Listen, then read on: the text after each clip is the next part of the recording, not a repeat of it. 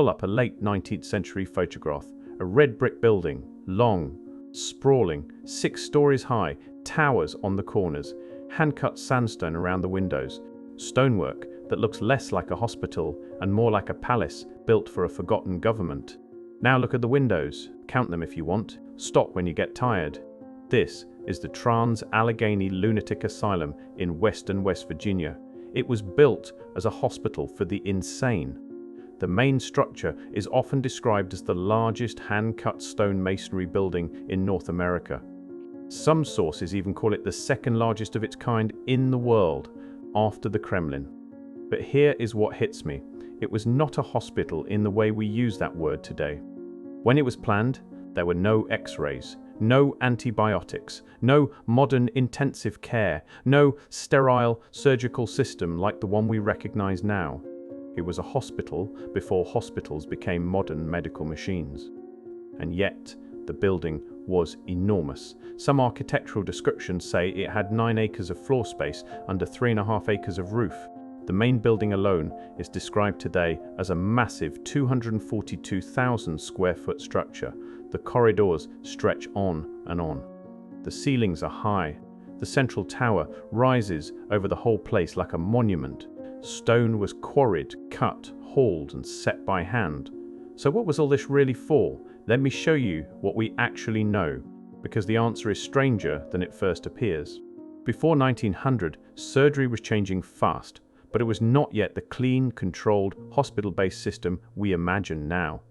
In the early and middle 19th century, many operations still happened outside hospitals. Wealthy patients often preferred private homes. A surgeon could come to the house with his own tools.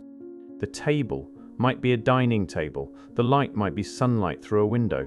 Hospitals had existed for centuries, but many of them were places of charity, shelter, training, or last resort. They were not always places where ordinary people expected to be cured. And the operating room itself was still being invented. Joseph Lister published his antiseptic work in the 1860s. Germ theory gained ground slowly through the work of people like Louis Pasteur, Robert Koch, and Lister himself, but it took time before those ideas changed everyday medical practice. In 1884, the German surgeon Gustav Neuber proposed separating septic and non-septic operations. In 1886, he opened a private surgical hospital in Kiel that became one of the landmarks of aseptic surgery. Before this world took shape, surgeons often operated in street clothes. Protective clothing developed slowly. Rubber surgical gloves were introduced at Johns Hopkins around 1890. Surgical masks appeared in the late 1890s, and routine use came later. Even light was a problem. Before reliable surgical lighting, operating rooms depended heavily on windows, skylights, and the weather. That is why old operating theaters were built to chase daylight. Surgery was limited not just by skill, but by architecture. So pause on the timeline. In 1875, many doctors were still arguing about bad air, germs, and infection. In 1875, hospital surgery existed, but it was still dangerous and inconsistent. In 1875, many hospitals were still places for the poor, the sick, the incurable, and the abandoned. But in 1875, massive psychiatric hospitals were already standing, already accepting patients, already consuming public money, public labor, and public imagination. The Trans-Allegheny was started in 1858. It was not finished until 1881. In Buffalo, New York, one of the most famous architects in America, Henry Hobson Richardson, was designing the Buffalo State Asylum for the insane. The grounds were shaped by Frederick Law Olmsted and Calvert Vaux, the same landscape team associated with Central Park and Prospect Park.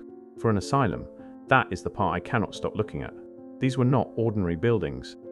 They had towers, chapels, ballrooms, theaters, music rooms, greenhouses, farms, dairy operations, workshops, long wards positioned for air, light, and views. Some became almost self-contained towns. The standard explanation is the Kirkbride Plan, and that explanation is real. Dr. Thomas Story. Kirkbride believed that architecture could help heal the mind. In the 1850s, he argued for hospitals that were airy, orderly, beautiful, and surrounded by landscaped grounds. The building itself was part of the treatment. Long wings, stepped back from a central administration building, large windows, high ceilings, Fresh air, sunlight, separation by sex and condition, a calm, almost domestic order imposed on suffering. And to be fair, that explains a lot. It explains the wings, it explains the pastoral grounds, it explains the obsession with air, light and setting. It explains why a psychiatric hospital could look like a castle. But it does not explain everything. Kirkbride argued that a hospital of this type should stay relatively small. His ideal was around 250 patients, small enough for the superintendent to know the institution, small enough for treatment to remain personal. But the buildings did not stay small. The Trans-Allegheny was designed for about 250 patients. Decades later, it was holding around 2,400. Greystone Park in New Jersey was built on an even larger scale. Its main Kirkbride building covered roughly 670,000 square feet. At its peak, the hospital held thousands of people. Fergus Falls State Hospital in Minnesota began as a Kirkbride institution too. It opened in 1890, and by the late 1920s it held around 1,700 patients. The philosophy said, small. The reality became enormous. That gap matters. If these buildings were not operating hospitals in the modern sense, and if they quickly outgrew the intimate Kirkbride ideal, what were they actually becoming? Let me show you the pattern. 1848, Trenton, New Jersey. One of the first major Kirkbride-influenced hospitals opens. Stone, symmetry, long corridors, moral treatment, and the belief that environment could restore the mind. The explanation is documented. It was built for psychiatric care. The reform movement was real. But the building quality still raises questions. Why this level of masonry?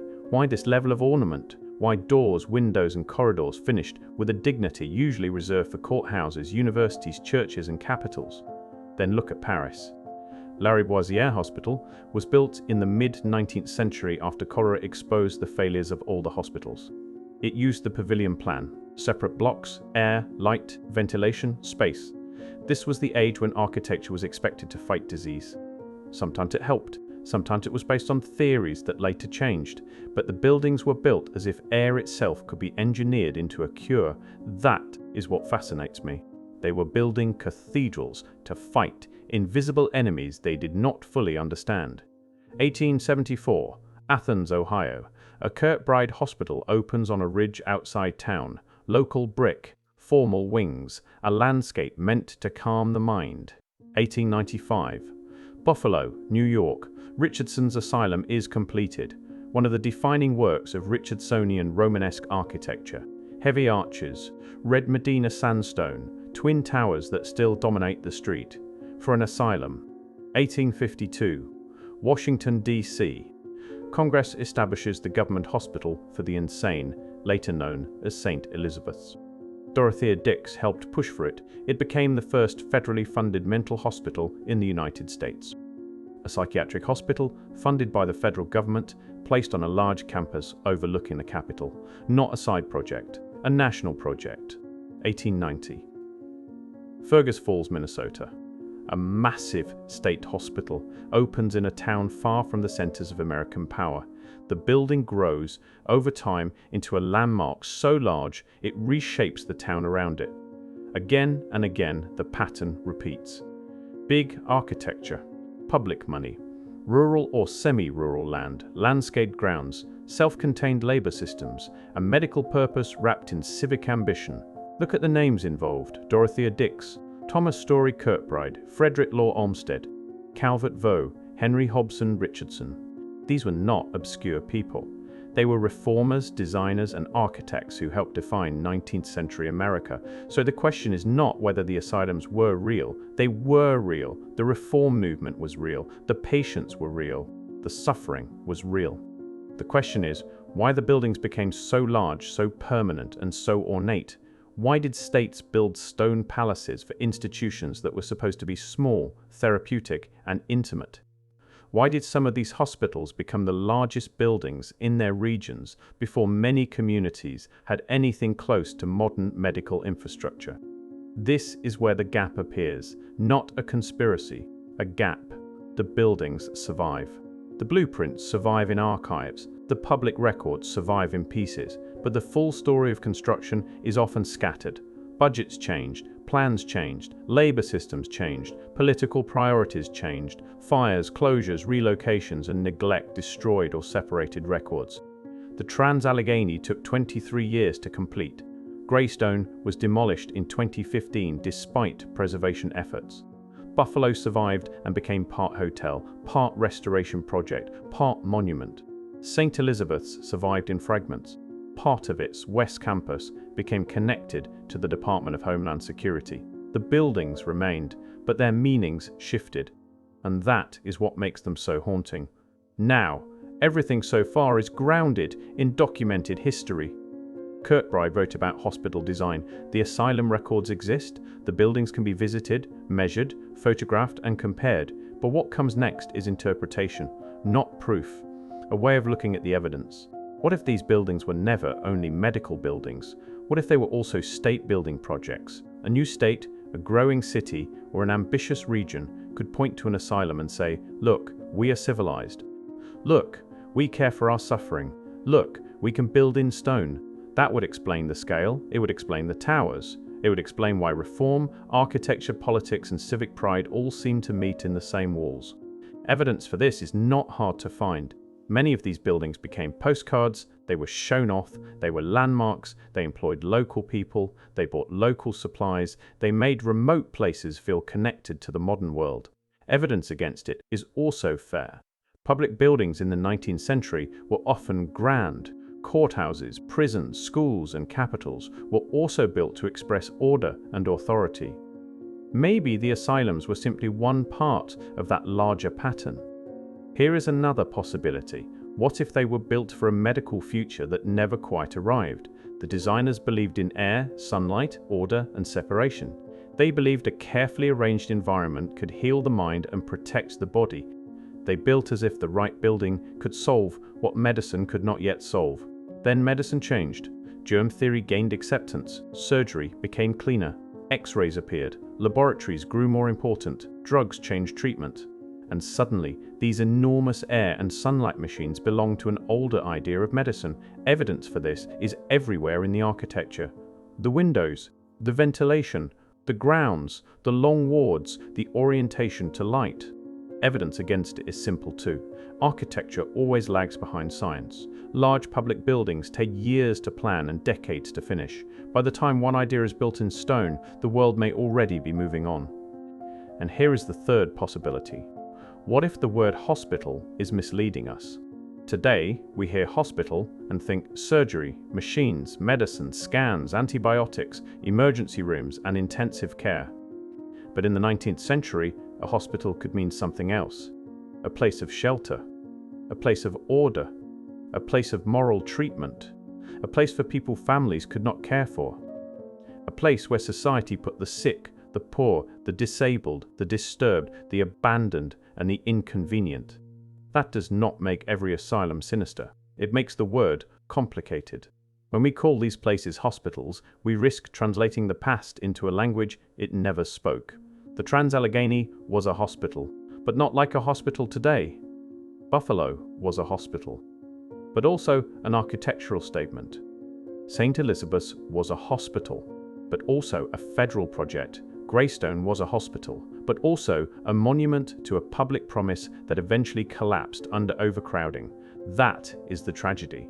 The buildings began with hope. Many ended in neglect. They were built for air, light, dignity, and cure.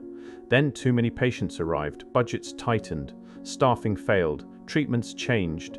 The beautiful buildings became overcrowded institutions. And later, when the system moved on, the buildings were abandoned, reused, demolished, or turned into curiosities. People now tour them for ghosts. But the real ghost is the original promise, a promise made in stone, a promise that architecture could heal what society did not know how to treat. That photograph is still there. The Trans-Allegheny still stands in western West Virginia. You can visit it, you can touch the stone. You can walk corridors that seem too wide, too long, and too expensive for the explanation we usually give them. The Buffalo Asylum still stands too. The Richardson-Olmsted complex has been restored in part, reused in part, and still carries the weight of its original purpose. St. Elizabeth still stands in Washington, D.C., though its campus has been divided, repurposed, and transformed. Greystone is gone. Demolished in 2015, a building of more than 600,000 square feet reduced to memory, photographs, salvaged pieces, and arguments about what should have been saved. But enough of these places remain to ask the question again. Why so big? Why so beautiful? Why so expensive? Why were psychiatric hospitals among the most ambitious public buildings of the 19th century? The simple answer is reform. The deeper answer is that reform, politics, architecture, medicine, money, and civic pride were all tangled together. These buildings were not just places where people were sent. They were places where a society revealed what it feared, what it hoped, and what it did not yet understand. That is why they still feel strange. Not because they hide a secret, but because they outlived the explanation. The buildings stayed, the medical theories changed, the records scattered, the patients vanished into files, graves, and family stories, and the stone remained, standing in small towns, on ridges, beside old rail lines, at the edges of cities, waiting for someone to ask not just what they were called, but what they really meant. If you want more forgotten history like this, subscribe to the Deep Into History channel.